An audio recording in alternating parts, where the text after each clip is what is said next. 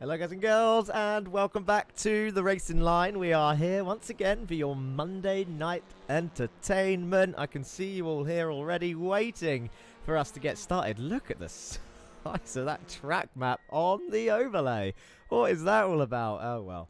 Hungaroring is where we are, round 5, the races of Hungary, race 13, 14 and 15. I can't believe after today we've done 15 races already and we're only on round 5. It's a 12 round championship, people. There's many races to go. How's that for value for money? Drivers, I'm sure they're enjoying it so far, which is good to see, and I hope you guys are enjoying watching it as much as they are driving in it. Of course, if you're already watching, I'm saying hello to you guys. You'll be watching on either the Racing Line YouTube and Twitch, or over on our friends channel over at VCO eSports YouTube and Twitch. Quick shout out to them, of course, although we're catching you up, VCO. If you haven't hit subscribe already on the Racing Line channel, go do that. Of course, you can subscribe to VCO as well if you haven't done that already, but we're only 290 subscribers away. We're catching them up.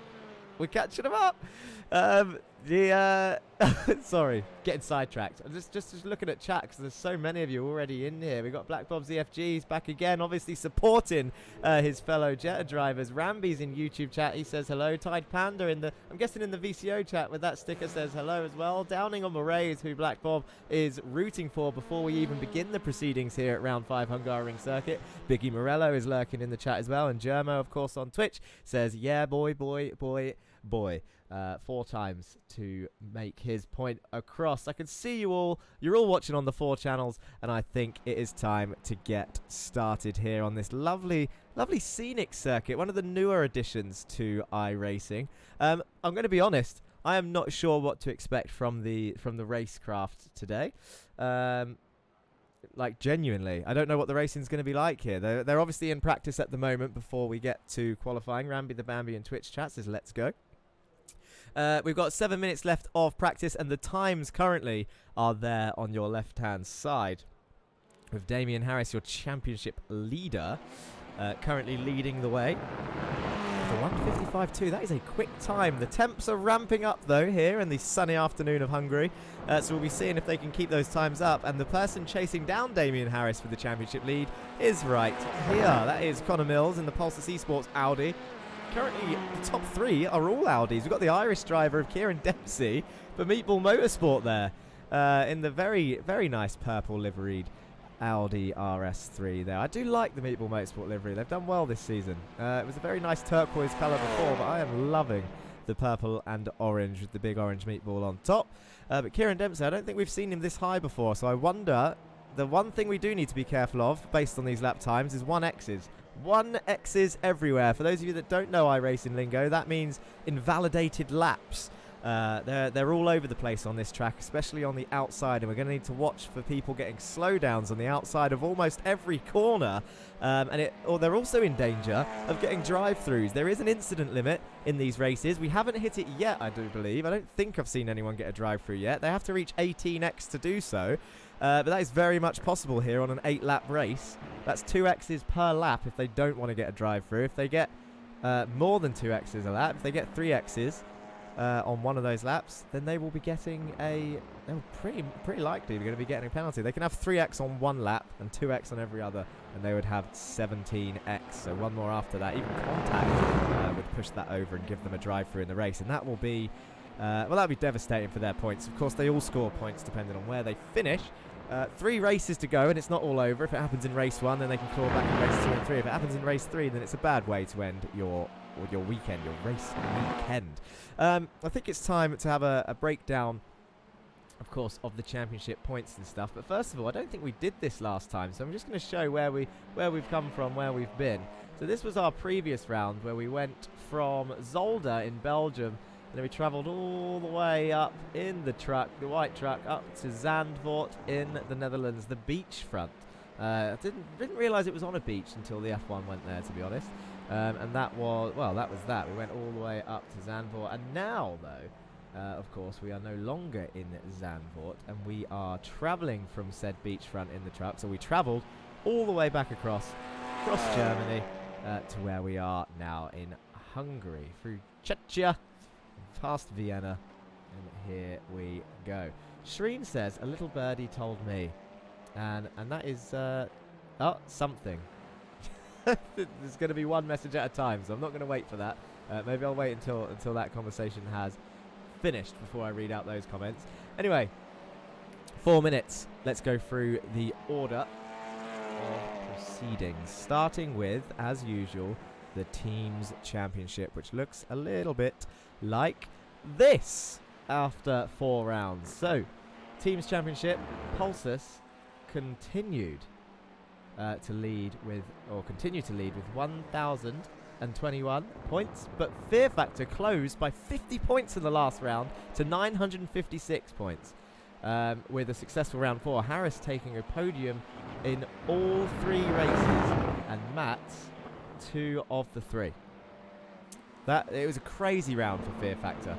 Damien Harris, a podium in all 3. Matt's got 2 podiums as well, and Marcel had a strong round with 2 fifth-place finishes, but he lost out in race 3. So it was unfortunate for Marcel, but a very strong round for the team. All Sports Racing dropped to P3 with 849 points and 1 driver down for another round. But we shall see Jake Cranston's suspension lifted from round 6 in Imola, so he'll be back on the grid, starting at the back with a quali ban. And with Bailiff and King out of contention today, oh, not King actually, King has arrived, but he's been out of action all week pretty much. So it'll be interesting to see where Stephen King finishes. But no Bailiff today. Pulsus will be down on points for sure this round compared to the others. So Fear Factor will be looking to capitalise, as will All Sports Racing, especially with their 3rd driver coming back to the championship next round.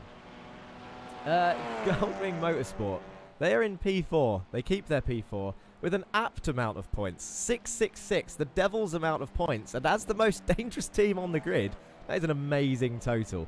They've got some great drivers, but let's say that they can be clumsy at best at times. But to be in P4, that is a great, it's a great achievement for all 3 of them, and I'm sure they're going to be looking to close the gap to the top 3 teams who are currently running away. Now, we said it was close last week between 5th and 10th, and it's still very much the case, with Win It or Bin It moving up to P5 from P6 with 521 points, and Meatball Motorsport and Lurchus Academy are on 520 each, just 1 point behind them.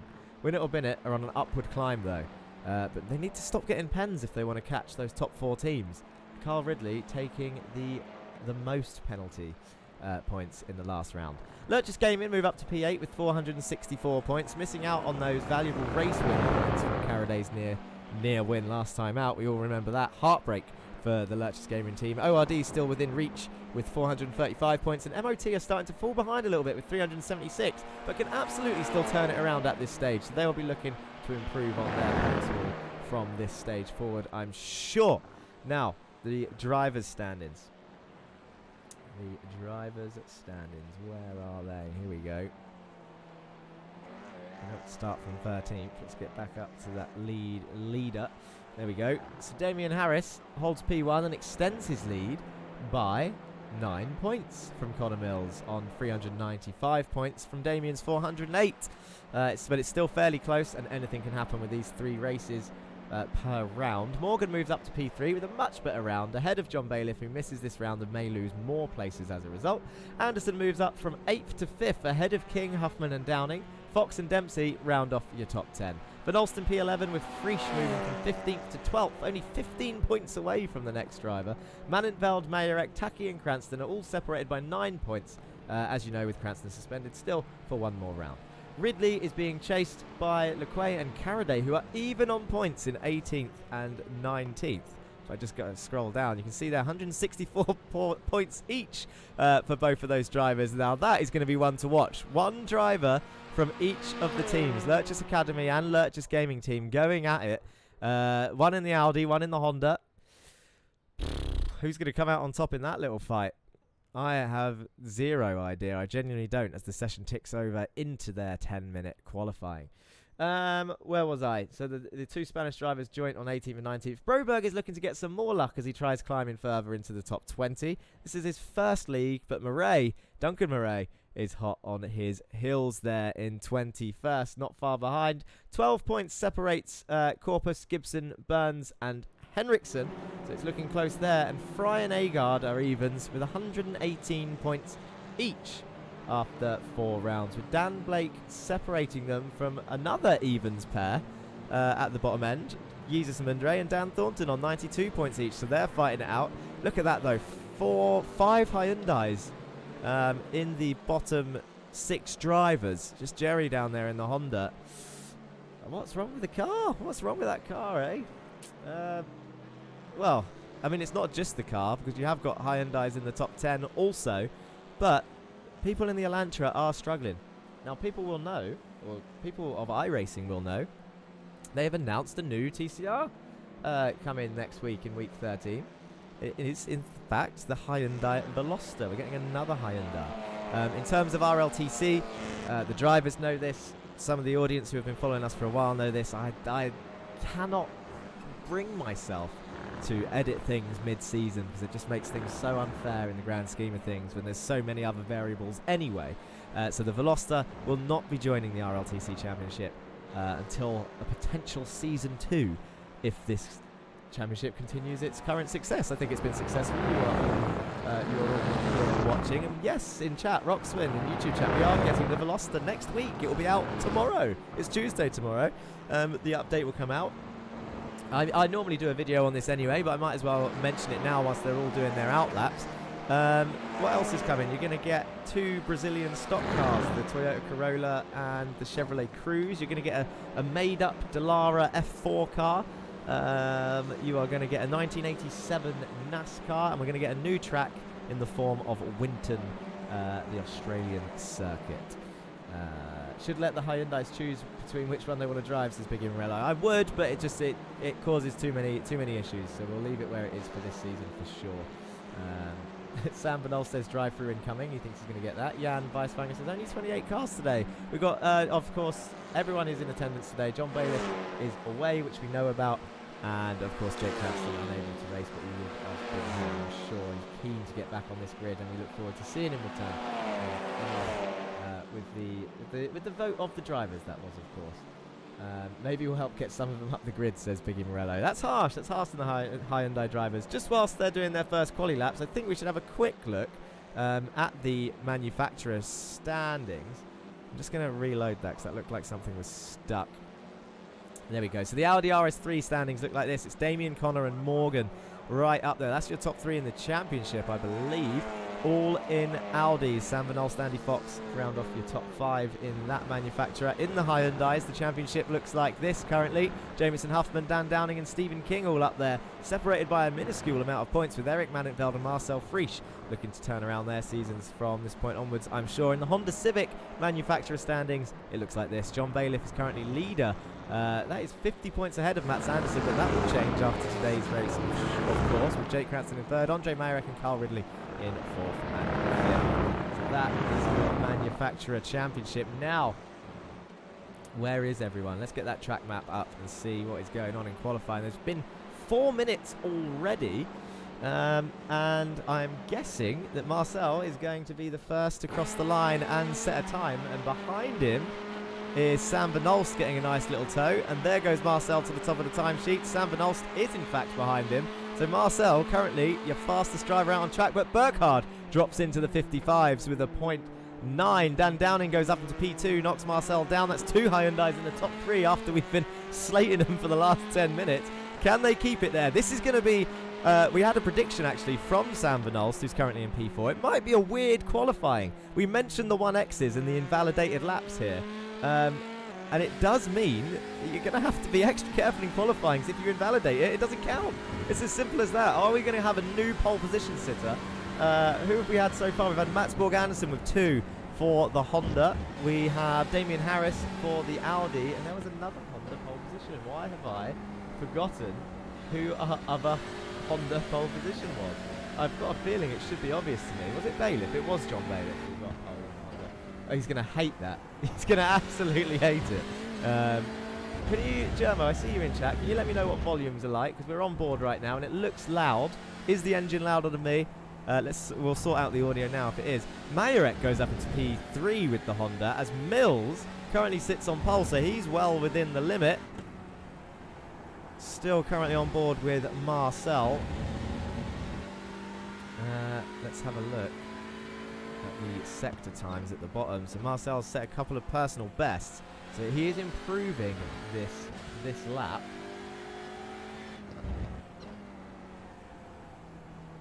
Into the final sector he goes. Really weird set of corners, this one. Sort of double hairpin, but a long, wide hairpin where there's going to be varying lines and opportunities for overtakes, but we don't want to see anyone punting anyone off wide because that's where the slowdowns are. Can Marcel improve on his lap? He's done a 1:56.3. He's going to cross the line. And he does jump up with a 1:56.0. He goes up into P3. Only 1/10 off of Burkhardt, and there goes Harris. Damien Harris goes up to the top of the times. That is your championship leader. He's currently following Morgan Burkhardt, his championship rival. Wow. There you go. Goes to the top of the times with a 55.5. That is a quick lap time. A little bit slower than practice time, but that's still impressive with track limits in place now that it's qualifying. There's 3 minutes left. Can Connor Mills improve on that time? Connor is actually purple in Sector 2, or was purple in Sector 2 on his lap. And Damien purple in Sector 1 and 3. And tyres are going to play a massive factor in today's race. They are going to be going off quicker than I think we've seen. Mats Borg Anderson is struggling in the Fear Factor car. He's down in 26th place with a 2 minutes 4. So he's the only one that is outside of the 2 minute mark. Do we have a 107% rule here in the RLTC? I don't think so, not yet. But there are 2 drivers who have no time on the board. And they both drive for win it or bin it. We've got Dan Blake, who actually looked quite quick in practice. But he's currently not set a valid lap time. Keep an eye on him for jumping up the order. And Kyle Ridley in the Honda. Where is Dan Blake? Let's go on board with him as he goes round. We haven't been on board with many Hyundais. So this is turn 3. A flat-out right-hander. You don't want to extend here. And then we climb up this hill on the right-hand side into a blind, fast left of turn 4. Now, this is going to be a problem zone, especially if people try passing. You cut that curve massively. Patience on the throttle as you don't want to run too wide then. And you've got this long sweeping right where you can kind of start wide, hit the apex, and then carry the speed through as you're still climbing up a hill. You don't really see the hills much on TV. And then into this tight chicane. This is where people are going to get loads of 1Xs. You need to keep 2 wheels on the circuit at all points through that chicane. Now you've got the fast flowing left, right, left, right, all the way through here. This is the right, and then you're going to power on. This left should be flat out before you brake slightly, downshift into this next right-hander. There's the downshift, and then get on the power as early as you dare, being careful not to run too wide on the exit. If anyone races side by side through that section, they will lose masses, and I mean masses of time through there. It's absolutely ridiculous. Like, we did it in practice, and I think a car caught up about 5 seconds just because 2 cars raced cleanly side by side through that section.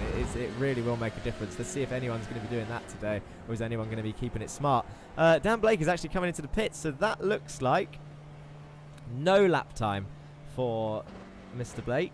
Down in 30th place. Carl Ridley did set a lap as he pulls over onto the gravel. There's 1 minute left. Is anyone going to finish their lap? Sam Van Olst might. He's currently at the back section of the circuit as he bounces over those curbs. Coming through the S's. He's got a few people behind him. Stephen Burns is behind him. I think Stephen King is in there as well, who might improve on his lap. He's currently in P10. Sam Van Olst in P6. Marcel Friesch in the Hyundai is still very much in your top 5. No time for no Carl No, says Klein Hulda. Kakula says toasted. I'm not sure who I was toasting, to be honest. I've forgotten already. Oh, it might have been John Bailiff, and I forgot about him again.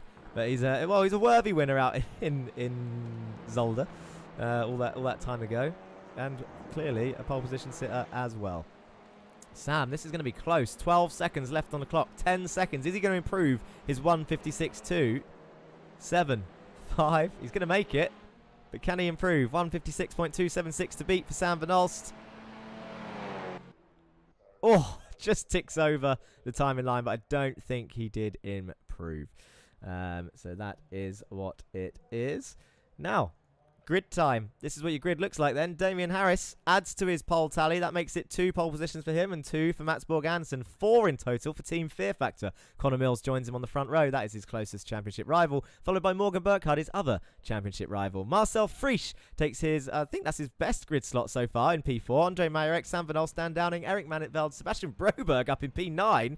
And Stephen King rounds off your top P10. Kieran Dempsey was quick in practice, but he's in P11. Jameson Huffman in P12. And your next order, Matt Sanderson, Duncan Murray, Mod Taki, Stephen Burns, Ika Laqua, Caraday, Fry, Corpus round off your top 20. Ridley Agard, Gibson, Fox, Thornton, Henriksen, Jesus Samundere, and Dan Blake round off your 28 drivers on the grid. So now it is time.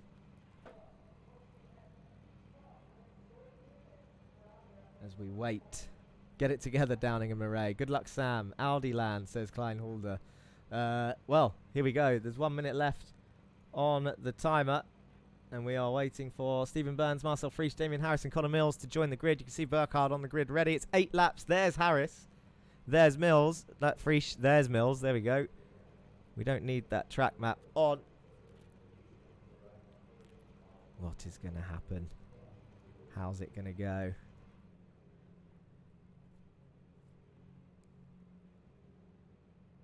Where are the VWs? The VWs are in retirement for now. They'll be back in September for Season 3, whilst we eagerly await. Look at Sam Van Ol's flashing his lights. He knows he's on screen, ready to go. And there, the last car joins the grid. With the lights coming on now, you can hear the turbos whistling.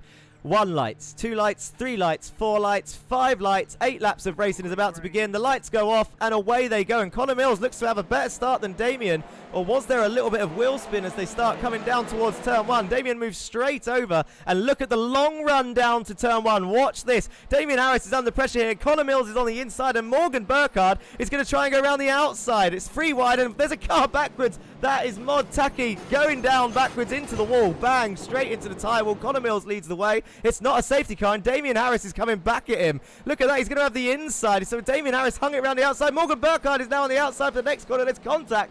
Connor Mills is trying to slot through, and Damien Harris is going to retake the lead. Morgan's going to have to back out of that, and now Connor Mills is down in 3rd. Morgan Burkhardt takes P2. Connor Mills has a run on the way up to turn 4. That's going to be dangerous. Oh, there's door banging all the way down. They're going to give it to each other, 2nd and 3rd place. They're trying. Morgan Burkhardt on the inside is going to hold that for sure. And there is Connor Mills. He's on the inside for the next corner. He kept it on the circuit. That's incredible stuff. As Marcel Friesch, I think, gets pushed into Morgan Burkhardt by Sam Van Olst there. That'll be interesting to see the outcome of that later in the race. But Damien Harris is loving it now, all the way up into the lead, into the chicane. Are we going to see more contact into the chicane behind? I'm not even sure what's going on because there's so many of them flying through there. As Duncan Murray looking to pass some drivers, and look at the lead that Damien Harris goes into this final sector, into the S section. Connor Mills 8 tenths back. Sam Van Olst up into P3 with Dan Downing behind. I believe Sebastian Broberg has also crashed. And we need to start having a look at a replay. But Morgan Burkhardt is not wasting any time trying to get back past Dan Downing into P4. So Morgan's going to be a man on a mission now as we approach lap 2. Taki is out of the race. He really reversed down some speed, that main straight. Missing 2 drivers, Alecki. Yes, we are. Jake Cranston and John Bailiff. John Bailiff at a gig right now as Burkhardt goes into the inside of Dan Downing into the final corner. He's taking advantage of that inside line opening up, and I think it's going to be an easy pass there for P4 in the end. I don't know if Dan would have got a slowdown there, but he's going to try and keep the run down as they head down towards turn 1. Look at this steep hill as they go towards the apex of turn 1. Dan Downing brakes late with his new pedals that he's using for the sim. He's going to try and hold it around the outside, but Morgan Burkhardt keeps the position, and now Eric Maninveld is going to try and get the run up towards turn 1 as we hear more crashes in the background into turn 1. It's a heavy braking zone. Andre's tumbling down the order, so I wonder if he's had a bit of contact there as he's getting passed by Duncan Murray into the next left-hander. Andre looking to have dropped a little bit, but is he going to try and pass on Duncan Murray back into this next sector? He's got a bit of a run. Duncan looking to pass Ika there as they all come flowing through that fast corner, and now they're going to climb up the hill into the turn 4, and Duncan is looking fighty. Look, Duncan all over the back of Ika Laqua. This is what it looks like from his bonnet. We see Ridley has passed Caraday in the back as well. Duncan's not going to look into the chicane. As he does, that is a clumsy and warned against move, but it looks like he has survived. Or has he? Yeah, he has survived, and now he's got look at that. Andre swoops round the outside into the S section. Stephen Burns in the Masters Attraction car is looking to get some points for the team. He's up there in P15 at the moment, so halfway up the grid. with Agard and Henriksen in 23rd and 24th at the moment.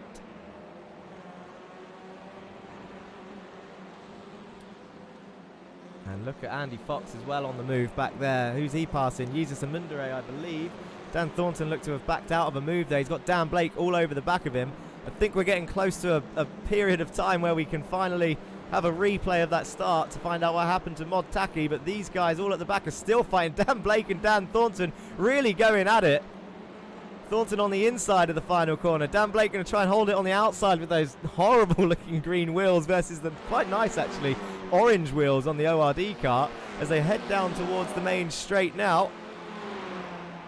Listen to those engines roaring. This is 25th and 26th place. Dan Blake's going to have the inside. He's going to brake as late as he dares.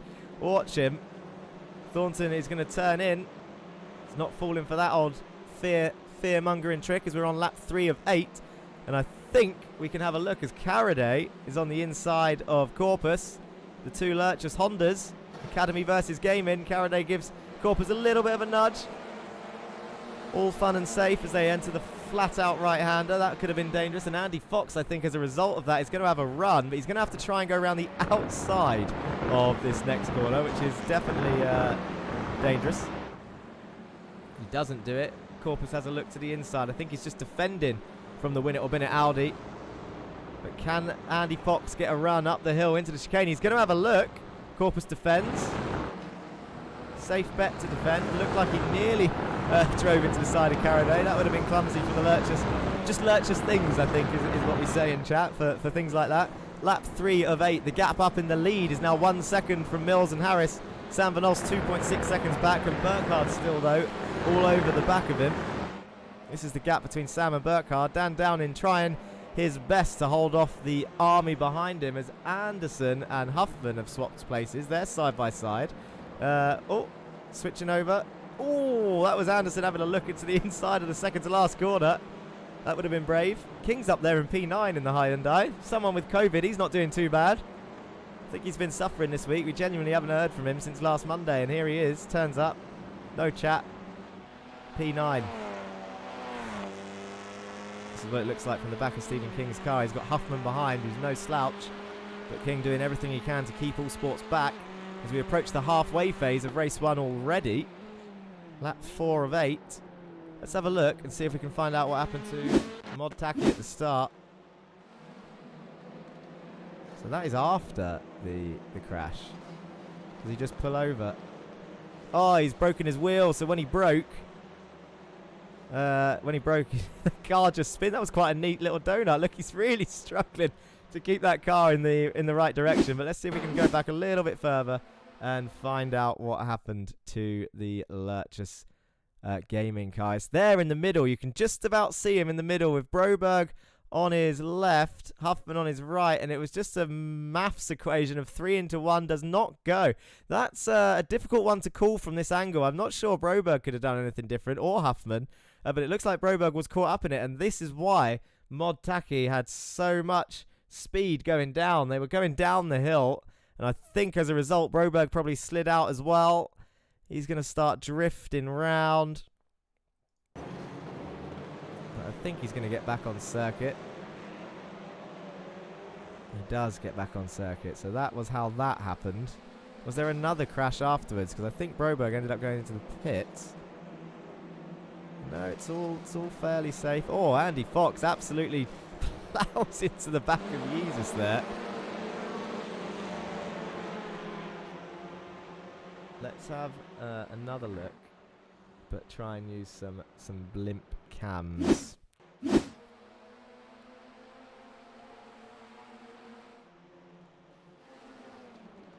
So there was that at full speed. That's looking fairly choppy. You see Broberg, he slid right out wide. Couple of free wides as they head up towards the next corner. And then watch Andy Fox in the blue and red Win It or Bin It straight into the back of the Lurchus. Boom. That's because there was a bit of door contact with Agard in the Honda. They all actually filtered through quite nicely up the rest of that hill. And then I think there was no other issues other than Mod Taki spinning around. I think Sebastian Broberg might have had another crash. later up the hill. Okay. Oh, that looks a little bit like netcode, but also clumsy from Yeezus. And Dan Blake got caught up in that as well. Let's have another look at that.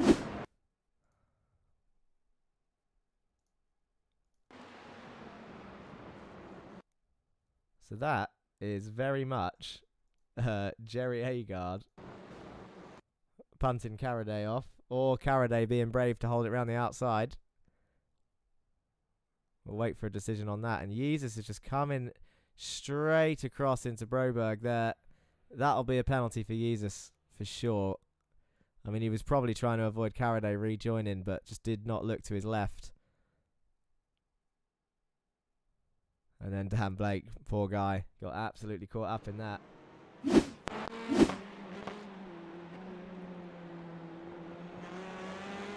So this is your current order then. Anderson seems to have passed Huffman, who was on the back of Stephen King. And here's how that happened. Stephen King into the chicane, leads the way. Anderson, look at the exit he got in that Honda. Wow, straight up the inside of the left-hander. That was a beautiful move from Mats Borg Anderson to take P10 in the championship, in this race. Very nicely done, and now he's all over the back of Stephen King. Lap 6 of 8. Did I just see a Sam Van Olst slowing down? Oh, he's got Morgan Burkhardt round his outside. This is looking feisty from the two of them. He leans on each other as they head down towards turn 2. But Morgan Burkhardt very much on his inside. Gives back as good as he got. Sam Van Olst giving him a bit of a push around the corner. Very close between these two. It's coming up saying Carl Ridley has crashed. I haven't seen him drop down the order, so I'm not sure how that's happened. But that was as close as you want to get between those two. Should we have another look at that as well? Before we have a look at what happened to Kyle Ridley. And look at Eric Mannenveld, still all over the back of Dan Downing. Marcel Frisch, that's 3 Hyundais in the top 7. But 4 Audis leading the way. The Hondas falling away here at the Hungaroring. One thing to say, actually, with the addition of the Veloster, there will definitely be an update to all of the cars. And we have no idea how that's going to affect the drivers. That's another reason that they're all going to stay in the car that they've been in from the start.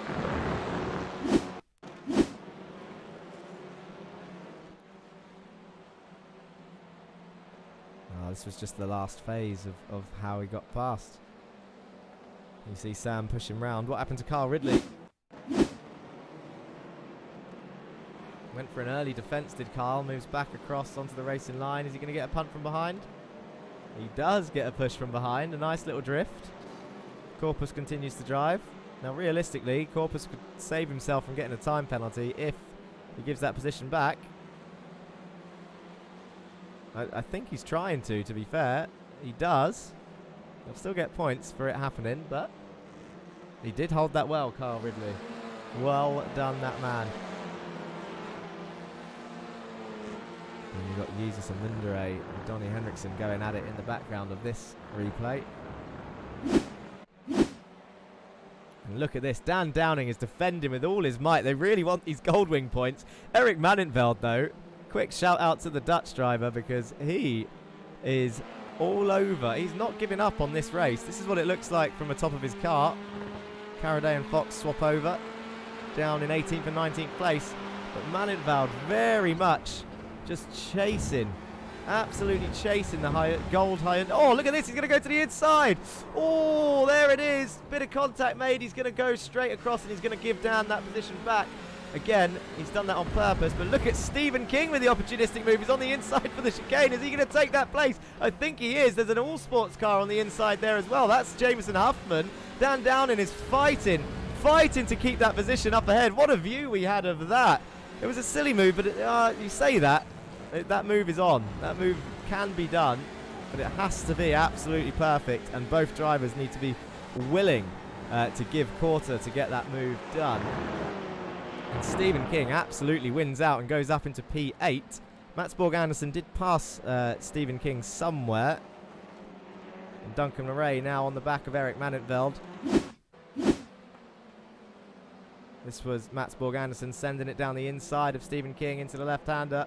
Stephen going to hold it around the outside. Bit of a door bang. Keeps it on the circuit. And they continue on their way as we just approach to the white flag lap now. We're on the final lap of race 1. And Mills actually has closed down to Damien Harris in the last phase of this race. Damien knew he was going to struggle with tyres at some point. So Connor looking after his tyres better. 8/10ths the gap though. That is quite a big gap. This is what it looks like on the circuit. Connor Mills flashing his lights. Look at the gap they've got on everybody else. These two in an absolute league of their own at the moment. Mod Taki sitting out the whole race after entering turn 1 backwards, as we see Donny Henriksen go around the outside of Jesus Amundere. Sebastian Broberg's going to want to get involved in that as well and try and follow him through. Donny Henriksen on the inside of turn 2 as they go down, back down the hill here. Oh, bit of contact there as Donny went a little bit deep. Jesus struggling with vision today, I believe, in his peripheries. I think Donny got a slowdown. Oh, no way has Donny got a slowdown. Surely not. Where did he get that? He's letting them all through. Has he got a VR issue or something? He's just let everyone through. Can Donny Henriksen get a break this season? He's had an absolute nightmare. And the nightmare continues as Mats Borg Andersen and Kieran Dempsey are fighting it out. Mats Borg Andersen is on an absolute flyer. He's charging. Absolutely charging up the field.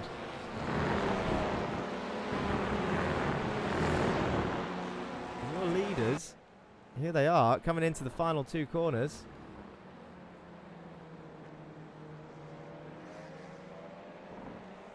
And there on your left-hand side of the screen shows the gains of this race. But Damien Harris comes round the final corner. Nice smooth line. He pulled back away to 1.2 seconds in the last phase of the race. And he's going to cross the line. There he goes. Weaves his way through. Damien Harris takes another win to his name. Connor Mills, damaged limitation, comes home in P2. And Morgan Burkhardt to the top 3 finishing as they were. Sam Van Olst up 2 places from where he started. Marcel Frisch down 1. And Mats Borg Andersen up 7 places from where he started. Kieran Dempsey up 4. Stephen King up 2. Downing down 2. So those two swapping over. Jamison Huffman coming home in P10 up 2 places. And Manintveld dropping 3 places from where he started. And that will be as a result, actually, of the move that he tried on Mr. Downing. And it just didn't come off. It was worth a try, I think. He had the run. But Downing needed to be a little bit more compliant for it to work. And in that case, not so much. On to race 2 with a reverse top 6. That was why Mats Borg Andersen was fighting, because Mats Borg Andersen is now on pole position with Marcel Frisch. It's a fear factor front row. Sam Van Olst, Morgan Burkhardt, Connor Mills and Damien Harris. Kieran Dempsey, Stephen King, Dan Downing, Huffman, Manintveld and Murray round off your top 12. Majorek, Lequay, Burns, Fry, Gibson, Ridley, Fox, Corpus, Caraday, Broberg, Amundere and Thornton. Your top 24. And at the back end of the grid is Agard, Blake, Henriksen and Taki, who did not compete in race 1 because he entered turn 1 backwards. Let's hide the grid.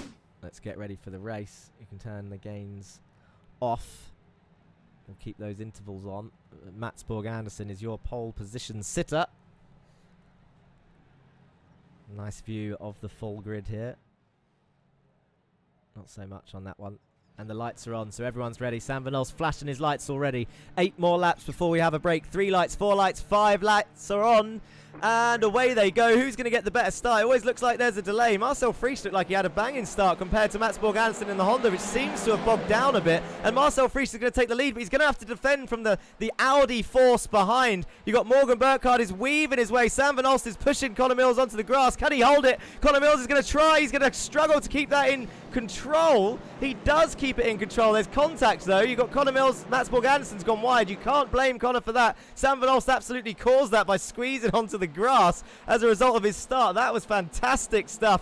Oh no, Marcel Frisch nearly. Oh, that was very, very dangerous. Morgan Burkhardt takes the lead. Sam Van Olst is up in P2 and Connor Mills is in P3 and he's got Damien Harris right behind him. Kieran Dempsey's up into P5 as Dan Downing goes really wide. That's going to be a slowdown. Where is he going to serve it? He needs to make sure he does not serve that, hindering anyone else. He's going to have to try and serve it without blocking anyone as the Audi of Stephen Burns in the Masters, the traction car goes off there as well. Best place to serve it really is on the outside of a corner. Can he serve it at race pace?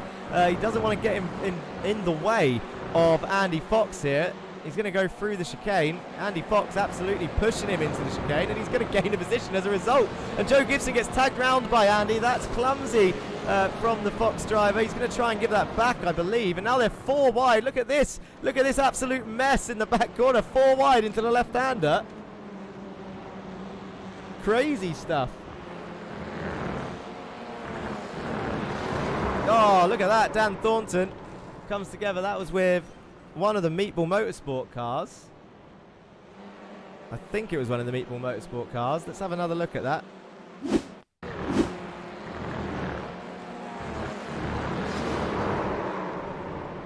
That was Broberg, but he saves it. An amazing save from Sebastian Broberg. Dan Thornton ends in the wall.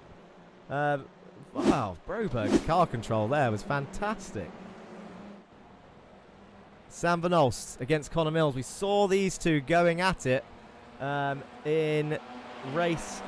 What race was it? It was Zolder and Sam Van Olst. We know what he can be like in defense terms, but he's got Connor Mills behind him now.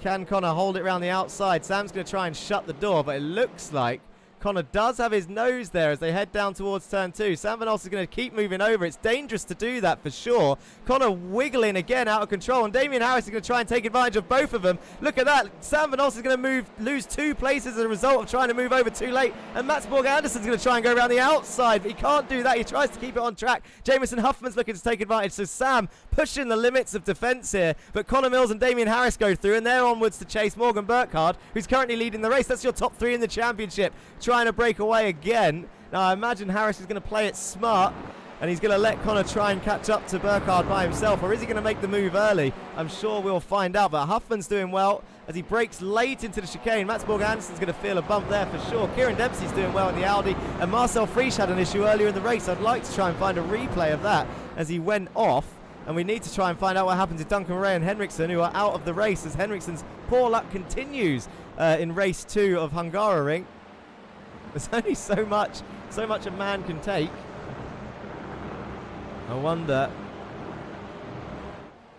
I mean, his name in Discord currently is he just wants to play Elden Ring, so maybe that's what it is. He's trying to end the night early.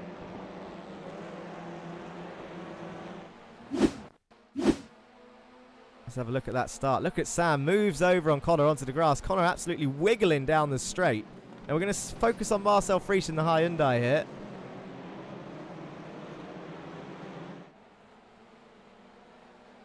Does he get forced off onto the grass? Oh, from that angle, it doesn't actually look like anything happened. It's a confusing one, and that will have to be looked at after the race. And look at Stephen King around the outside. Dan Downing was forced off on the outside there. We knew that was going to happen in this race. Crazy for a start of race 2. But we're going back live, and this is what it looks like. I did say we'd try and find out what happened to Duncan Murray and Donnie Henriksen. Was it together? That's the question. Duncan Murray goes on the outside, 3 wide. Was he involved? Oh, he's just gone off the track by himself. Is he going to come on and rejoin? Oh, he spins. That's what happened to Donnie. Oh, no. That is that. Well, that's why they're both out. Let's have another look at that one more time, shall we? He just put his foot straight on the accelerator. And then I guess he brakes here. And when he brakes, he's got one wheel on the track. And around he goes. And you're going to see Donnie come into shot now. Boom. And the wheel of Donnie Henriksen goes flying off. And out of the race he goes. Duncan will be sorry the whole week. Yeah. There's going to be... I mean, Donnie will be in the ambulance on his way for a medical checkup, I'm sure. As Damien Harris looks ever closer to Connor Mills. And Mats Borg Anderson looks ever closer to Sam Van Olst, who's holding on to a P4. Now, Sam was a conservative driver in Zolder. He backed out of a few moves, and it paid dividends for him because he ended up getting one of his best top scoring results. And today, you could say the feisty Sam Van Olst came back out. He was trying to hold on to that P2 with his life, but you could say it just cost him in the end. He could have done that without the squeezing. This is Jameson Huffman. And behind him, Kieran Dempsey. Marcel Frisch is still in the top 10, so he won't be disappointed with that.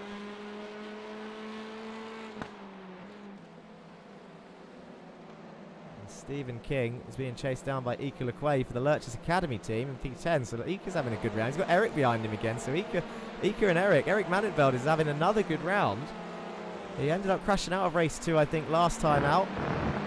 But drew in the rest of his round, I think, if I remember correctly. But this time, there's going to be 2 top-end finishes. I think I just heard Morgan Burkhardt go off track there.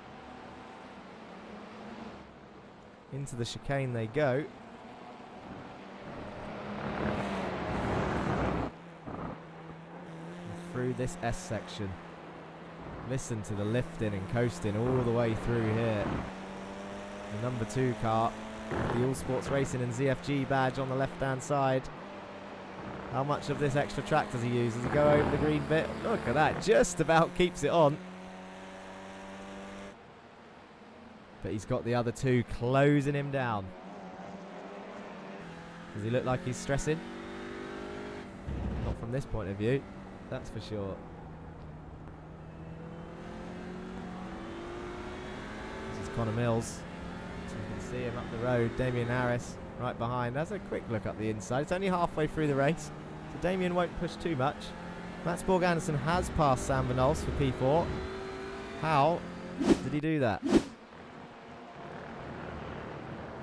Was it the move? It was the move that Joshua Germany said wasn't on. And that, you've got to say, is probably the cleanest that move will get done, to be honest. And they both survive and live for another day. That's Corpus spinning off. Loses the back end, keeps it under control. Caraday goes through for P17.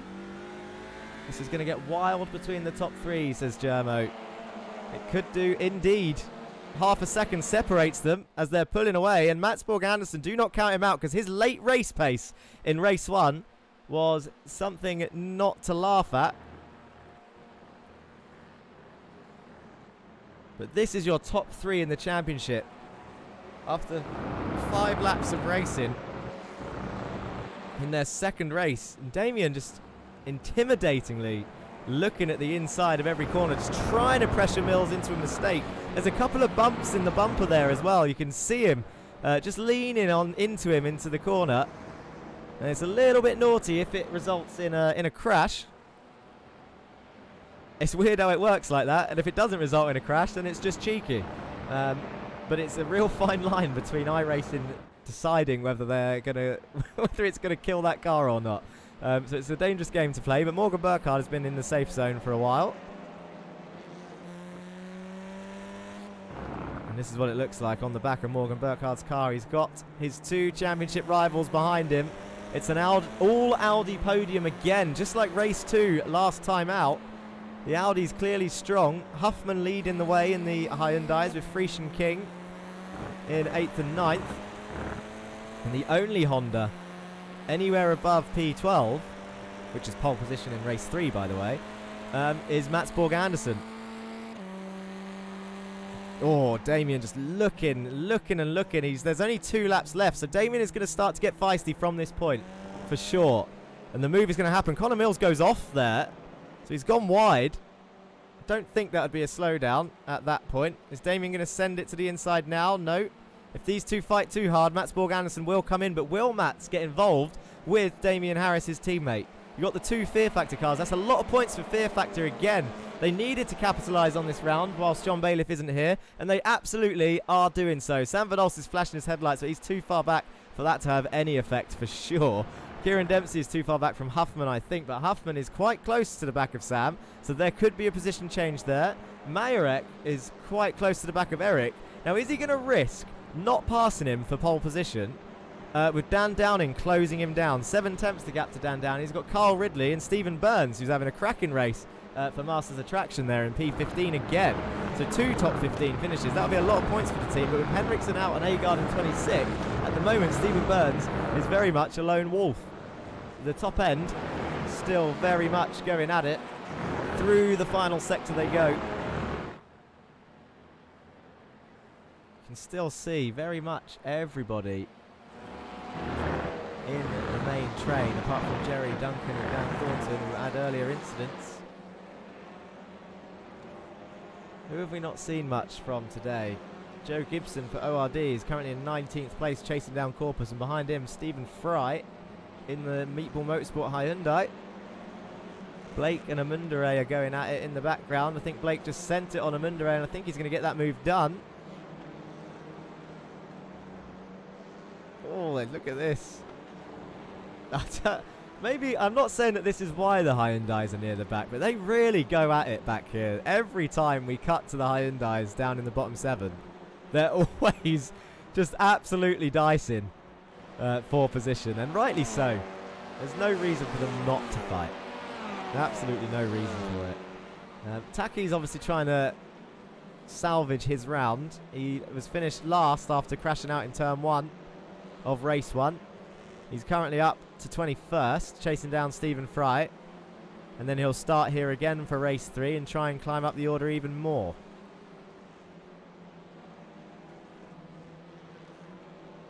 Now your top 3 is getting very close again. Damien Harris all over the back of Connor Mills, who's absolutely defending for all he's worth. And Mats Borg Andersen is now closing. He's within half a second, is Mats Borg Andersen.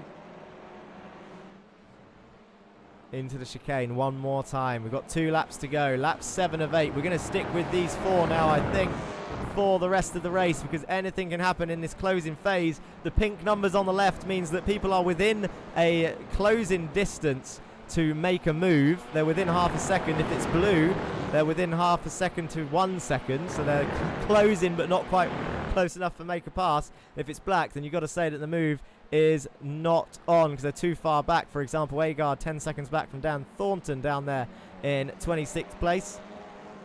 But these guys, 4 temps, 3 temps, 4 temps, they're all within a slipstream chance of making these moves. Damien Harris is absolutely sizing up Connor as they go on to their white flag lap. Connor, I think, is going to try his hardest just to defend. It doesn't look like he's trying to attack Morgan at this phase because he has got Damien Harris all over the back of him. We're on board with Mats Borg Andersen. We're going to see them cross the line for the white flag lap. 1 lap to go. Connor moves left, and is he going to go back right again? There's a little bit of weave in here. I think it was just Burkhardt trying to break the slipstream. As Mills defends, he's going to go wide on exit. And look at Harris with the switchback there. Is he going to get the run on the exit? That was going to be... Oh, Mills is going to be frustrated with that for sure. As now Harris is going to defend. So Damien Harris moves up into P2 with a mistake from Connor Mills, who tries holding it around the outside. He gets punted wide, does Connor. And Mats Borg Andersen is going to take P3. That was always going to happen. It was always going to happen. Their 2 teammates, they've taken the podium from Connor Mills. And Morgan Burkhardt, meanwhile, is absolutely laughing down here. He's going to take the win. And Jameson Huffman's looking to try and get past Connor Mills. Not Connor Mills, Sam Van Olst in the background in the Goldwing car. And Connor Mills loses 2 places. Jameson Huffman round the outside of this sweeping right towards the chicane. Sam's going to try and defend here, I think. He does so nicely. I haven't seen anyone do a drive-through yet.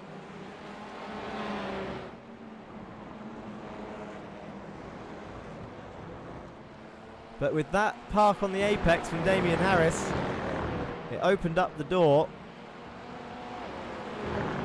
Mats Borg Andersen to take a Honda podium.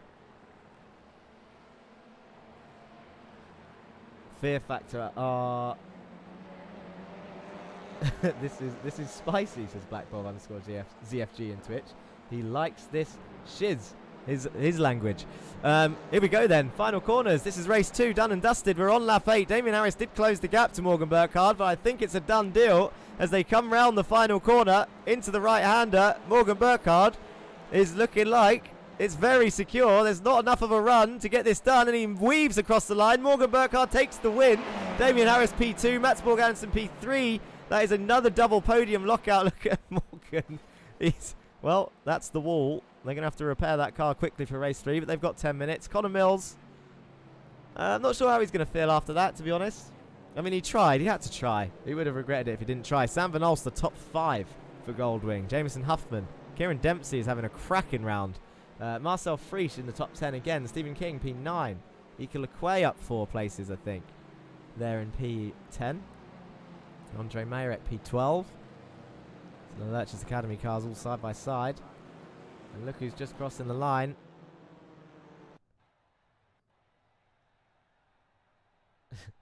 Black Bob says, I'm claiming that win for ZFG since you gave us a shout out earlier.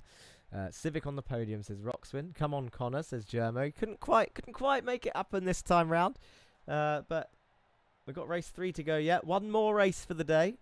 No safety cars yet. Thank God, because it is a massive circuit. So hopefully I haven't jinxed that.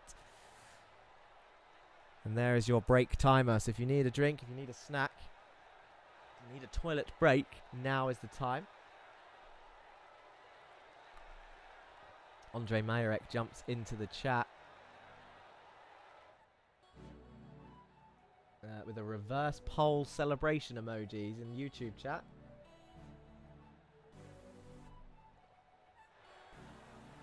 And Simon Moldeclive. Moldeclive. Let's go for that. Simon Moldeclive. Let's go, Matsborg Anderson. Norway for life. And I guarantee Germo's going to jump in chat and go, Alt for Norge, because he says it every time Norway is mentioned. Good. I can get some work done while on break, says BlackBob_ZFG. Bob is showing everyone up in chat. He's got all these messages. I can see you all watching, people, whether you are on the YouTube of Racing Line or VCO eSports. I can see you viewers. You don't think I can see you, I can see you. And then, of course, on Twitch, on the Racing Line, TRL Racing Line Twitch, and, of course, on VCO eSports as well. Jump in chat. Say hello. I'm reading it as well as watching the race. Trust me. I can just about handle it. The mental capacity is peaking, but it's there. Let's go through the results of the first 2 races. Let's have a recap. We can't go through replays, which is annoying. Unless I had more than just me here, but it's fine. It's fine. Race 1 results look like this. So Damien Harris took a win with Connor Mills in P2 and Morgan Burkhard in P3. Sam Van Alst actually in P4. Marcel Friesch and Mats Anderson 5th and 6th. Oh, Fear Factor are going to get a hell of a load of points today. Again, with a really strong race 1 and 2. And with race 3 to go, can Marcel end his run of bad luck race 3s? We'll find out after the break. The Austrian driver there currently in P5 for race 1. Kieran Dempsey was P7, Stephen King P8, Dan Down in P9, Huffman P10, Manentveld, Murray, Mayerek, Lequay, Burns, Fry, Gibson and Ridley. We said we hadn't heard from Fry. Or seen him for most of the race, but he's there in P16, and that's a strong result for the Meatball Motorsport Hyundai for sure. He'll be happy with that, will Stephen Fry, as will Joe Gibson for Team ORD, and as will Stephen Burns actually for Masters Attraction. They are three drivers who you could say had a, how can I put this politely, a slower start to the season than they would have hoped for sure. And this race 1 result, I imagine that all 3 would be happy with. Carl Ridley there in P18. Andy Fox, David Corpus, round off your top 20. Caraday, Broberger, Mundere, Thornton, Agard, Blake, Henriksen and Taki round off your field from 21st to 28th. Lurchus Gaming, all 3 of their drivers in that zone, with Caraday the lead driver. We know what Caraday's known for if you joined us last week. If you didn't see last week's race, I highly recommend watching it back, especially race 3, because Caraday, the underdog of dreams, I'm not going to spoil it, but you had a hell of a race. Go watch it. For Gualthio in chat laughing. You've got Henriksen. Henriksen is having an absolute mare, and I think I'm not wrong in saying that we want to see him have a good result, at least one, a strong result, a good strong result across a whole round, and we know that he's got it in him, but he's too busy thinking of those Elden rings. You can see it. Well, actually, to be fair, this race 2 was not his fault at all. From Duncan Murray, we watched it back a couple of times, absolutely murdering Donny Henriksen's car, which will be repaired and ready for race 3. Mod Taki in race 1, not completing any laps Not making it past... Well, he did make it past turn 1, but he had 3 wheels and couldn't control that car. But he takes 3 points for his efforts because everybody on the grid gets points down to 30th place. 2 drivers missing today, who should both be back. We should have a full grid next round at Imola. We go to Imola next week Monday. For those of you who are just joining us, for example, this is the schedule before we look at the race 2 results with 2 minutes to go. Schedule looks like this. We're currently on round 5. It's the 7th of March, Hungaroring. Round 6 at Imola, and then we take a 1-week break before heading over to America. Or Canada first, but the Americas, shall we say. Canadian Tire will be an interesting one. Not one of my favourite tracks to drive, but we'll see how these guys get on. Watkins Glen, a driver favourite, I'm sure. Laguna Seca, a popular track on the service. And then we take another week break before we head to Interlagos, Twin Ring Motegi, and Phillip Island before we head off and celebrate our champion and all the drivers that took part for the 100 kilometres of Bathurst. Right, race 2 results before we travel over to race 3. Morgan Burkhardt took the win with Damien Harris absolutely slamming the door shut on the apex on the last lap for Connor Mills, who tried hanging it around the outside. Harris missed the apex slightly. Connor Mills touched that rear quarter panel, and then Mats Borg Andersen slides his way through, takes a podium for the Honda. Sam Van Olst P5, another strong result. That's 2 top 5s for Sam so far. Can he make it 3? Jameson Huffman right behind him. Kieran Dempsey there in P7. Marcel Frisch, Stephen King and Nicola Quay round off your top 10. Lurch's Academy, 2 cars in the top 11. Andre Mayerek takes 12th. He'll be starting side by side with Eric on pole position for the next race. Ridley, Burns, Downing, Fox, Carraday and Gibson round off your top 18. So Gibson having a better, another good race. Carraday does move up into the top 17. So a better race for Lurch's Gaming. Then we got Corpus, Fry, Taki, Broberg, Blake, Amundare, Thornton, Agard, Murray, and Henriksen at the bottom of the field. Murray and Henriksen probably going to swapping over for what it's worth in the post-race results, but it's only 1 point, and Henriksen, I'm sure, will be gutted. And that is pretty much it as the timer hits the 7 minutes mark. And now, any second now, we are going to cut across to the grid.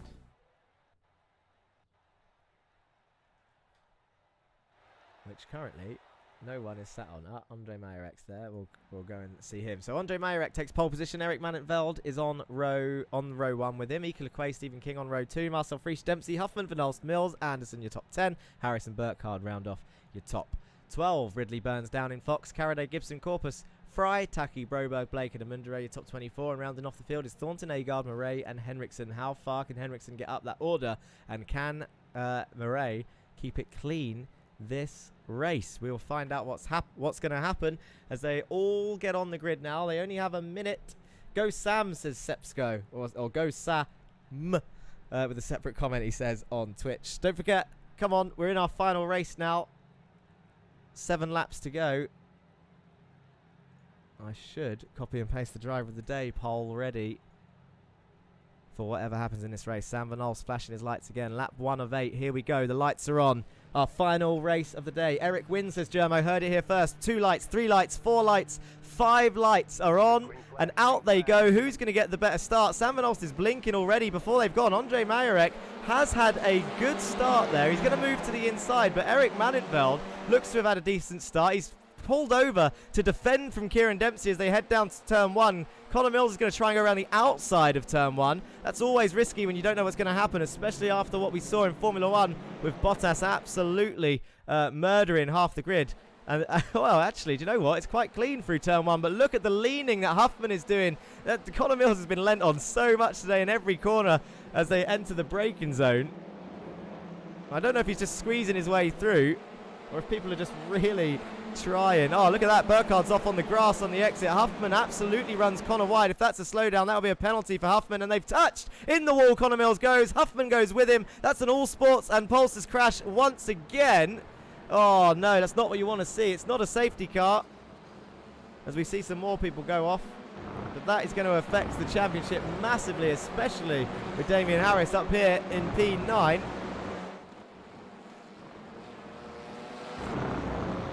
And look at that, 3 wide into the chicane. Kyle Ridley with a massive netcode on exit. We saw that in practice actually with the Australian driver on his rear. Hopefully he doesn't have a meatball.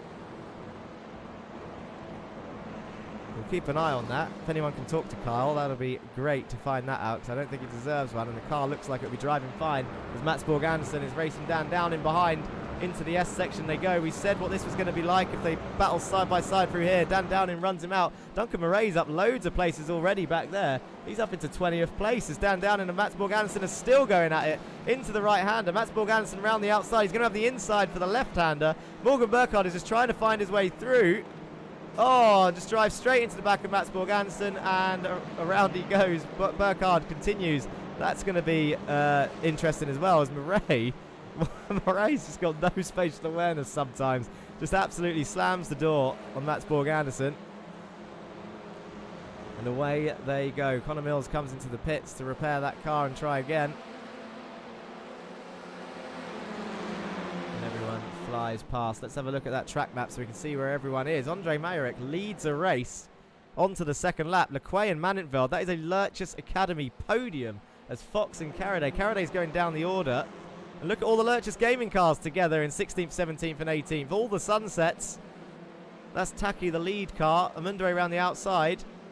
And Carraday on the inside. Is Amundere going to pass his teammate around the outside into T4? They're going to go 3 wide, the Lurchus Gaming teammates. No, of course not. They all go back into single file and continue on their way with Damien Harris, I think, swapping places with Marcel Friesch there. And there's another car off in the background. Is that Dan Thornton again? Round, I wonder. Dan Thornton and Broberg. Dan Thornton has had a terrible round today. And I can't say it's all his fault. That is for sure.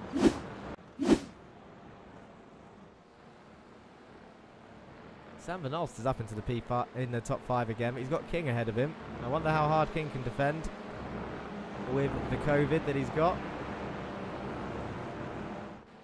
Mills is back out on track in P25.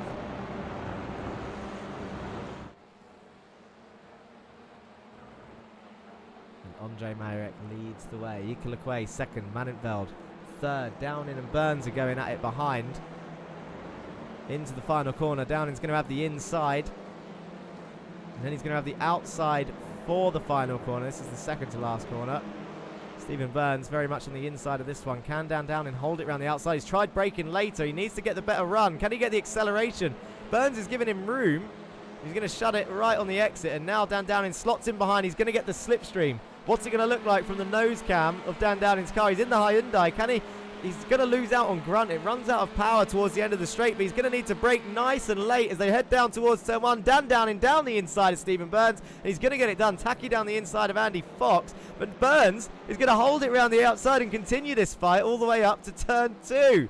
And now look, Dan Downing leans on him a little bit. Maybe didn't know he was still there. Burns is still very much on the inside. Dan gives him room. Still holding it there. Now Dan is going to have the inside for turn 4, 3. I've lost track. It's turn 3. Oh, it's great racing from these two. But Stephen Burns, I think, is going to take it because I don't think this battle's going to continue through turn 4. A dangerous place to continue it. But Stephen Burns holds on to P13 with his life. And Joe Gibson's ahead of him as well. So these two having a great race in the Audi RS3s. And now look at Downing round the outside of this sweeper. Agard and Blake are swapping over back there. So Blake's going to try and go around the outside of the sweeper as well as they head towards the chicane. Got 2 cars going side by side. Agard's on the inside. Can Blake hold it around the outside, or is he going to have to cut across? Whoa, look at that. He gave him room. That was incredible stuff to be able to give room through there. And Huffman's making it 3 wide. Agard's going to survive. Blake did the right thing there, backing out, being the middle car. Smart stuff as there's a car off. Looks like Murray might be involved again. Mats Borg Andersen involved again. He's having a nightmare race 3. And Broberg's off again as well. Their race 3 really getting hindered. Let's see if we can find a replay of that. This is Murray, Jesus, and Anderson. Anderson on the inside of Murray for this left-hander. Where did the contact happen? On the exit as Murray tries to open up the corner. Does it continue? It happens there. Mats Borg Andersen is getting absolutely bullied from all angles today. And then he's got all these other cars, and Seb just had nowhere to go. He got absolutely shafted off. I'm not sure, again, from that view, it's hard to tell if Blake was at fault, to be honest. There might have been another car on the inside. Let's go back live. And there's another contact there with Jesus Mundere, who looks like he may have lost a wheel. Is that Duncan Murray again? At this rate, if Duncan hits any more drivers, there's going to have to be a safety car. He's taking out half the grid back here. Does he get hit by Huffman? Or does he just brake too late? He brakes too late. Oh, straight into the back of him. Dear oh dear. We know what Murray can be like. I think he's going to call it a day. Call it a day for Duncan Murray. King and Harris have swapped over. Harris is moving up. Sam Van Os past Stephen King first. On the outside of T4. Look at that. Sam Van Os round the outside of T4, inside of T5, and Damien Harris is going to be able to come through as well. Stephen King tries squeezing him to the inside with all the best he can do. And then he's on the outside of the chicane, which is always a dangerous place. He's trying to hold on, is Stephen King. He is fighting. He is fighting back there.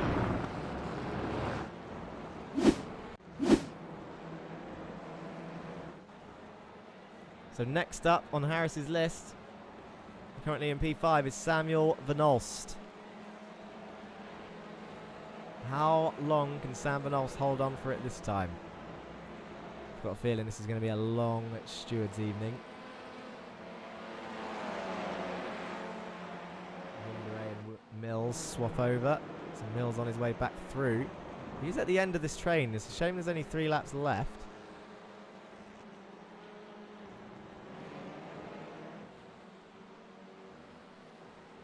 But Andre Majorek, look at this for a start. I think he's been waiting for this. As Andre, let's not put the commentator's curse on him, but 3 laps to go with a 2-second lead and a second between the next 2 cars. He's got 4 seconds back to Harris. We could see a new winner. He's been waiting for the opportunity to start on the reverse grid pole. He's been fast enough to take a win as well. He's been rapid in practices, and this could be the one. Yes, this could be the one. As he flies through the chicane. The only thing that could undo this now is a hefty slowdown. I'm calling it. I'm calling it now. Equal Aquay, though, still very much in P2. This is going to be a massive points haul for Lurchus Academy. The green sunset cars. With Manentveld and McQuay in P2 and 3.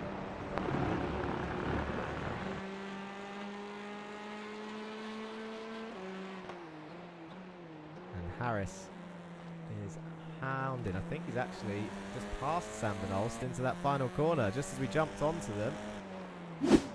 Is he just going to send it on the brakes? Sam Van Olst doesn't defend.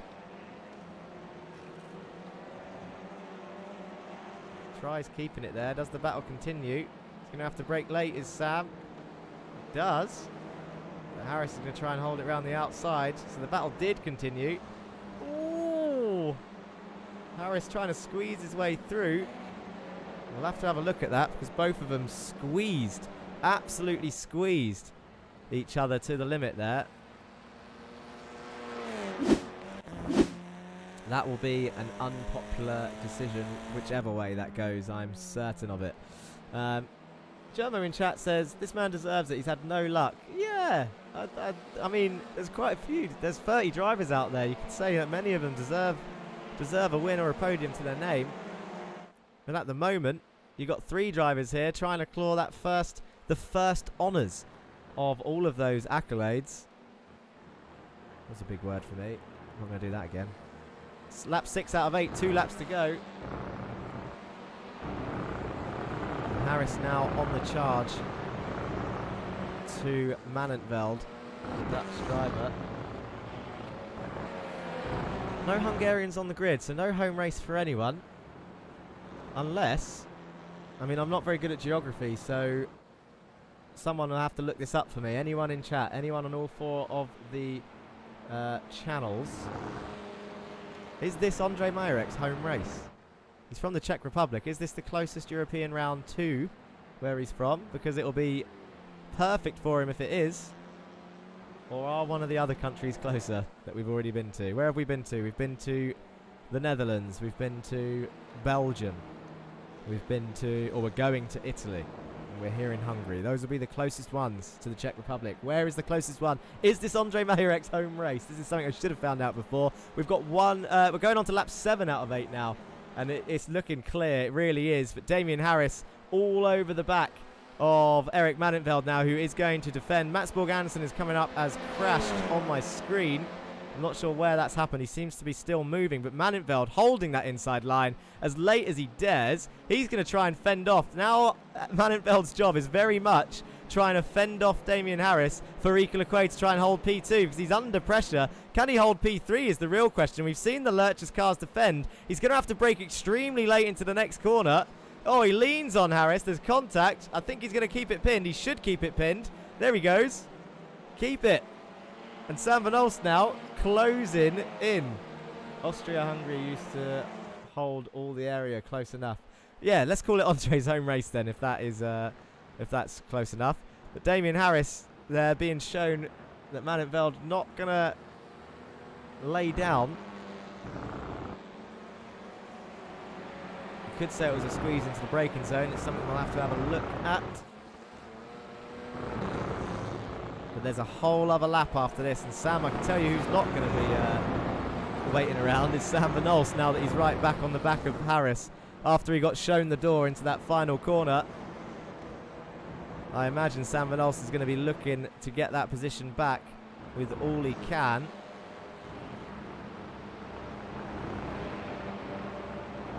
We've got David Corpus, I believe, with a big old train behind him as well.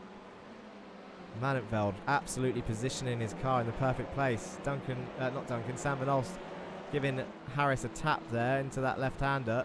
And that might have allowed Harris to send it up the inside of Manintveld, who absolutely sees it coming and gives the perfect amount of room.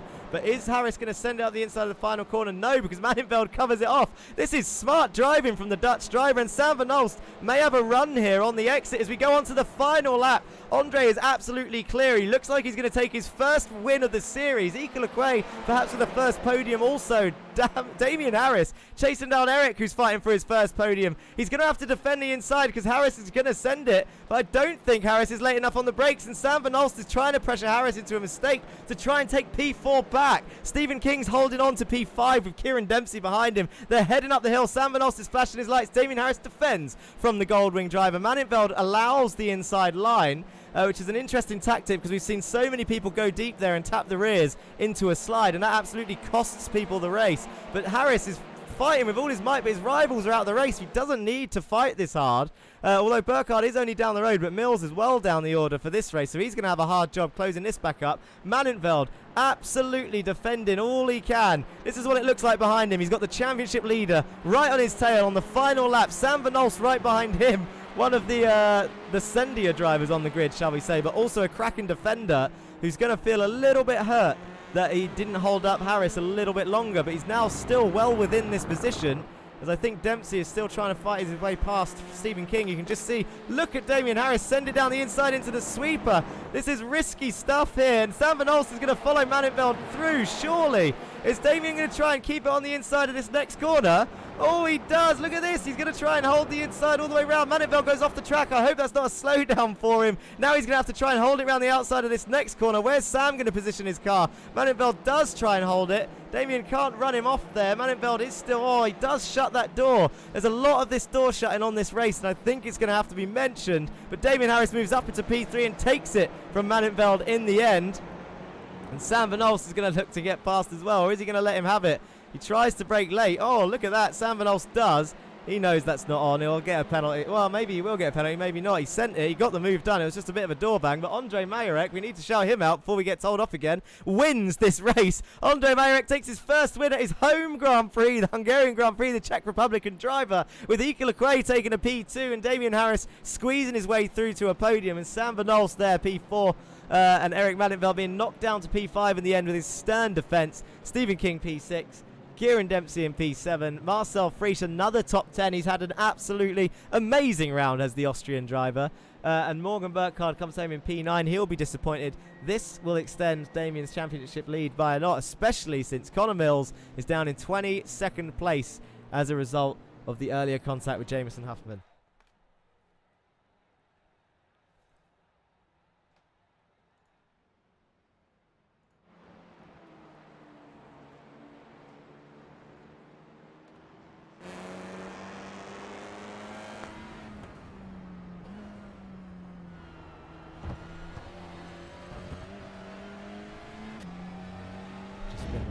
About the driver of the day vote. I was too busy watching what was going on. That link in your chats now across Twitch and YouTube will take you to a poll with all 30 drivers on there. And after the interviews, or during the interviews, I will read out the highest voted. That is your driver of the day. You should see on your screen, vote driver of the day in chat. Click on that link. Don't worry, it's safe. Takes you to a straw poll vote. Who has been your driver of the day?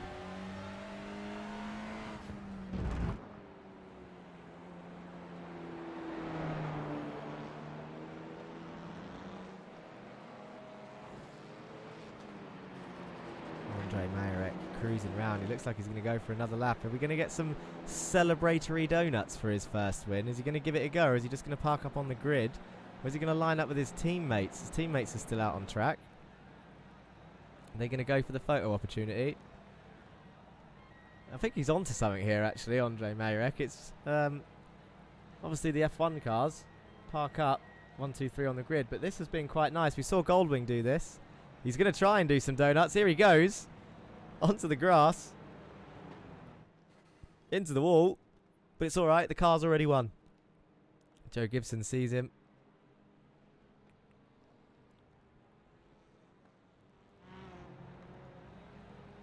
Dan Thornton's coming to join him. They're going to be loving this. ORD take a win in the RLTC. Flashing their headlights away.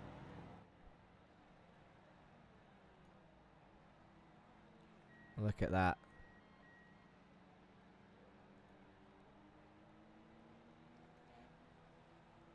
Your race winner, Andre Mayerek.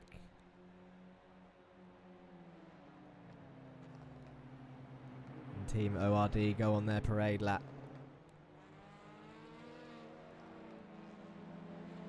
He's going to be happy. He's got to be happy, right? And you've got to be happy for him. It's been a long time coming for Andre Mayerek. I wonder how popular his win will be amongst the drivers.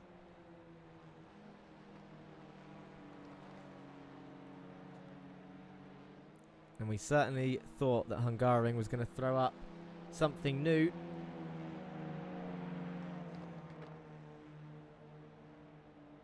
I'm just dreading going in that steward's room, to be honest, with the amount of people that were getting run off on exits.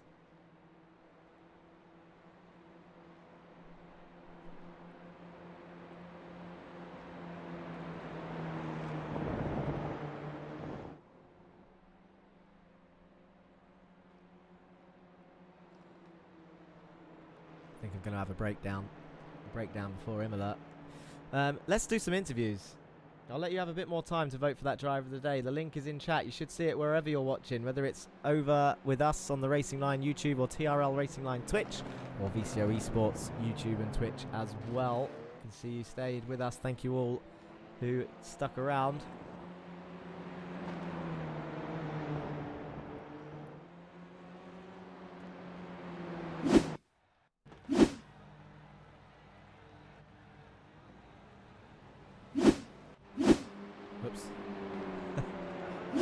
Did not mean to do that. There we go.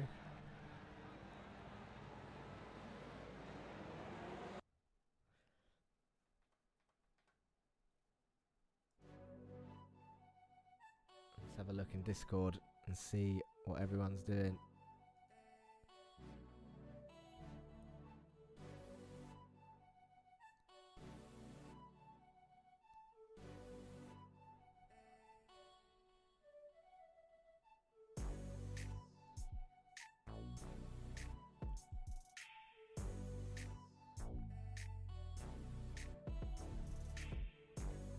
Oh, the stewards list. The stewards list is hefty.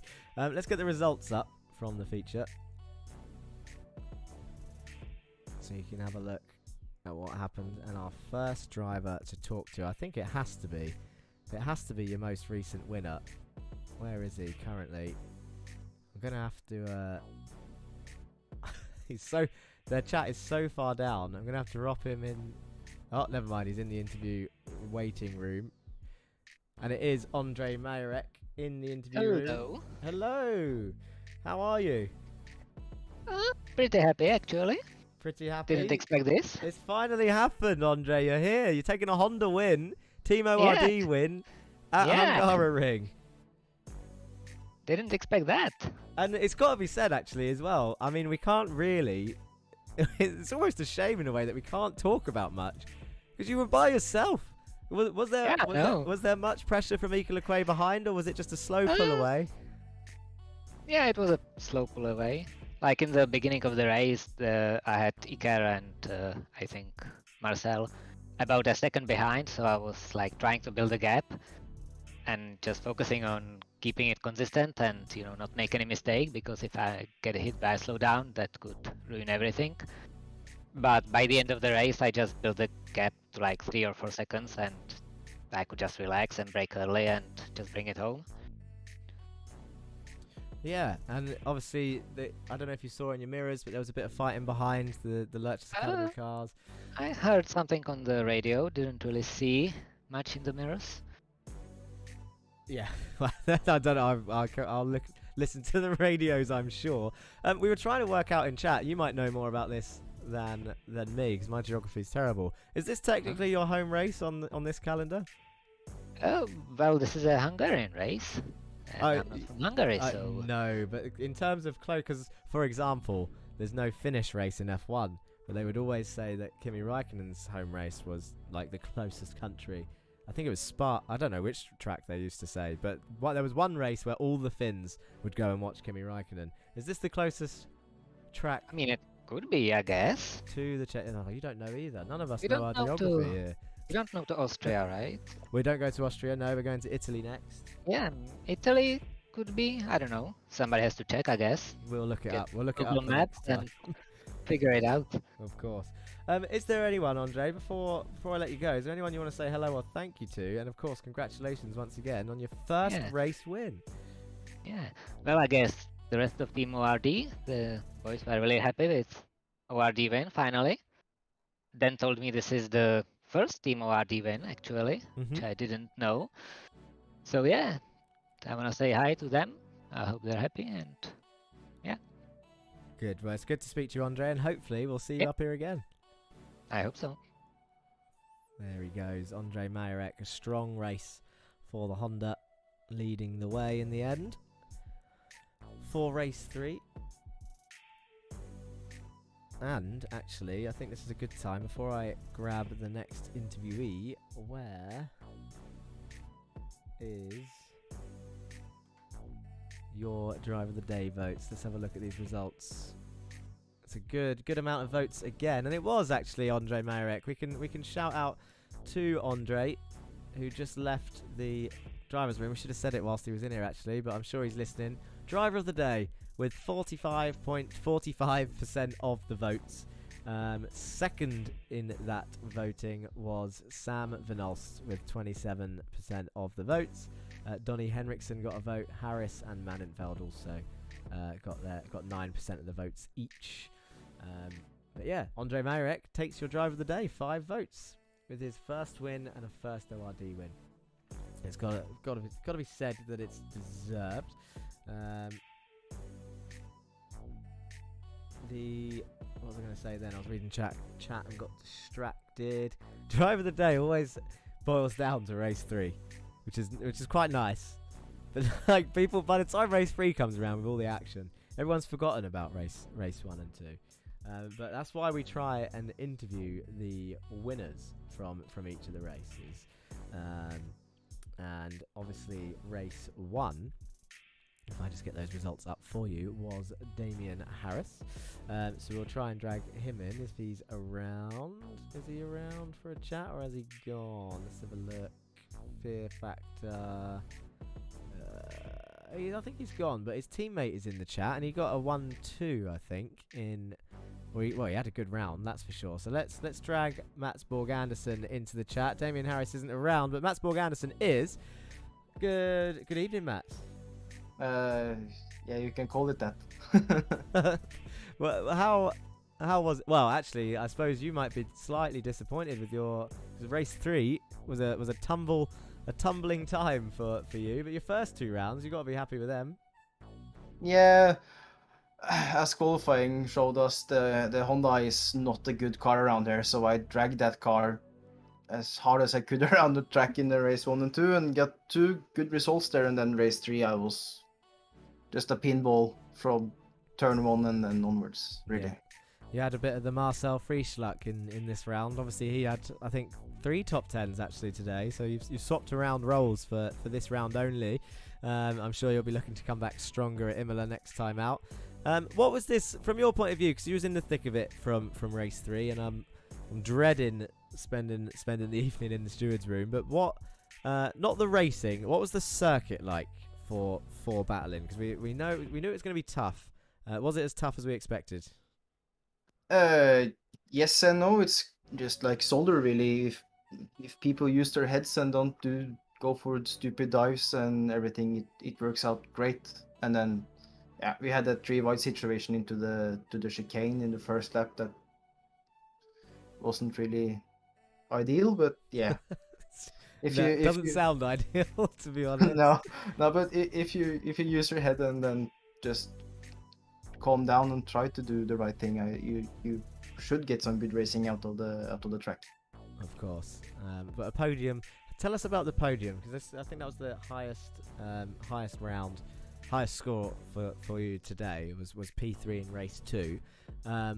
Was there team play involved in that? It looked like Damien had just put his car in the perfect place, forced Connor to go around the outside, and it allowed you to slip up the inside of turn 2. Is that all planned, or is it just how the race fell into place? It just fell into place like that. The Audis are quick at the start here, not just off the line with the first 3 or 4 laps because of the bottom end and the gearbox here, but it uses a lot of tires also, so managed to pull in that gap, and then it looked like Connor missed a little bit missed the braking on turn 1, and then Damien got to drive out of there, and then didn't really plan it, but I don't really know what happened in front there. It looked like they just touched slightly, and then Damien's car just got dragged out a little bit, and then Connor followed, so then it was space for me on the inside, so I took that, and then finished P3. Really happy with that. Good. Imola next. What do you reckon? What are you expecting? More of the same? Previous experience of the track, not good in any TCR league really, but hopefully we can have a good race there also. Never say never. Never say never. That's right. that's all we can hope for. Of course, my grip only goes so far. I then hand it over to you 30 to put on the show, so we'll see what happens. As usual, Mats, before I let you go, is there anyone you want to say hello or thank you to? I want to say hello to my mother and my girlfriend, and thank you to Marcel and Damien for another good race day for us, and GT Omega, VCO, and of course you, Jack, for putting this on. Thank you very much, Mats. We'll speak to you soon. There he goes. And finally, our race 2 winner is Morgan Burkhardt for All Sports Racing. How are you, Morgan? I'm doing pretty well. It was a lot of fun in the first 2 races, and then got a little bit disoriented in the first lap melee in race 3, but sometimes that happens. The normal race 3 situation. It was kind of a good round. I mean, the race it was race 2, wasn't it, that you won? And it wasn't an easy win by all means. You had them on your tail, they were closing you in, and you had to defend a little bit, but they ended up scrapping each other, which kind of gave you a bit of breathing room.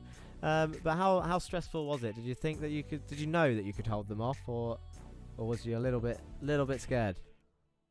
Well, after the start that I had, and I got around pretty much everybody in front of me, right after turn 1, I was just head down, punch laps, not really worrying about the gap. Kind of maintaining it about 8/10, 7/10, He never really got within a half a second. There was one instance where he did, but yeah, it was just kind of maintain the gap, head down. Of course, and then obviously race 3, similar to Matt's actually, just all kind of came undone, and I'm sure we're going to be talking about it for ages. Well, I'm not going to let you go yet. Actually, we got Imola next. What do you reckon? What's it going to be? More of the same? Is it going to be tough to pass? Kind of smart heads on, or do you reckon the racing will be a little bit more intense? Definitely smart heads on. It's a big draft track, so I think passing will be a little bit easier, but it's also the corners are so fast you can just go side by side. There's not really any place to definitively get the move done without running off or having door-to-door contact. So it'll be interesting. Got to play traffic right in race 3, but I do think passing might be a little bit easier. There's definitely more opportunities. Of course. Well, that's pretty much it from us. Before I let you go, as usual, is there anyone you want to say hello or thank you to? Definitely like to thank my parents. Over the weekend we had a test day at Summit Point, which was really cool. I love that track so much. So that's definitely helped with the in-sim stuff. Really appreciate all that they're doing for the IRL racing. The rest of the eSports team. Sadly, Jake's not here this week, and I don't think we'll be next week. But Jameson. It feels bad. He's getting bad luck, but hopefully that turns around soon. Yeah, we saw what happened to him in race 3, but he's been up there, and to drag the Hyundai up there today wasn't a bad thing. He definitely got up there, and of course all sports are still gathering those points, and when Jake returns, I'm sure we'll be trying to climb back up that order. And of course the Summit Point test as well in real life. What car was it again? I was driving a Honda Civic Si as my mom's street car with some upgraded brake pads. We were going to shake down a race car for Sports Car Club of America Club Racing, but it kind of has a little bit of a leaky fuel issue, so that's a no-go. Oh, of course. Well, it was good to hear from you, Morgan, and I'm sure we'll be hearing from you once again in the coming rounds. Being top 3 in the championship, a regular up here, another win to your name. As usual, that is pretty much it. So I'm going to let you go. We'll speak to you soon. Thank you. And there goes Morgan Burkhardt, winner of race 2. What was I going to say? That is pretty much it. Thank you again for joining us on Racing Line Twitch, TRL Racing Line Twitch, the Racing Line YouTube, VCR Esports YouTube, and VCR Esports Twitch. I still see you all there. Of course, that is Siri's going off. That is pretty much it. Of course, I don't know what to expect at Imola. I don't know what you all expect. Of course, we need to say one more congratulations to Andre on his first win and ORD's first win. Underscores the FG says another great race as broadcast, Jack. Thank you very much. Congrats on your new contract with Haas, says Jerry. To Mr. Martin Wallace, the American driver, apparently signing for Haas, by the way, is the rumor. This is not true, guys. I'm not fueling this media fire. I'm sorry, Martin. It's going to be Fittipaldi for the first few races, and then who knows who Haas are going to put in that car. Andre's jumped in chat. You did get driver of the day as well. Well done. With almost half of the votes. So you can celebrate that as well, Andre. You deserve a drink. As usual, that is pretty much it. It's week 13 next week, so no circuit guides. But if I don't see you on track this week, then I'll see you next week for the next video here on the Racing Line. Peace.